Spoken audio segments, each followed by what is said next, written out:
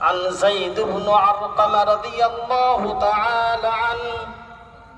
قال أصحاب رسول الله صلى الله عليه وسلم الله تعالى প্রতি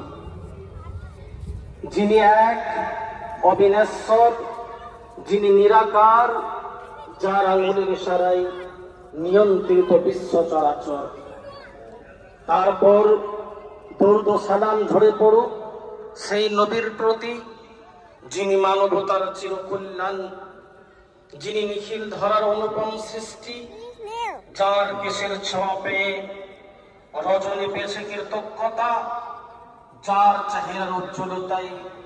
দিবস হয়েছে আলোকিত। তার শানে ভক্তিপ্রত হৃদয়ে বলি, তুমি নয়ন